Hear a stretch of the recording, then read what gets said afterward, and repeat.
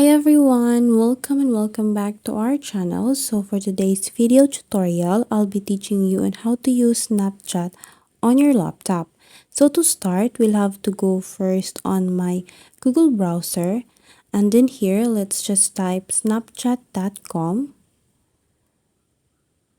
And then here on the website of Snapchat, let's just log in our account.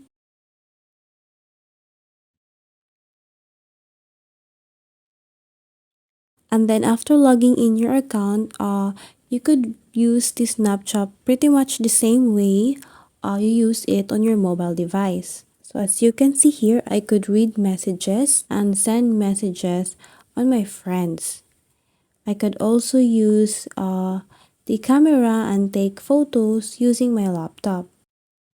Okay, as you can see here, let's just click on this camera icon, and then at the bottom area of this icon you'll see that I have the filters to take photos. Let's just scroll to the right side, and as you can see, there are a lot of filters that we can use when we take photos. So that's how easy you can use Snapchat on your laptop, just the same way you can use it on your mobile device.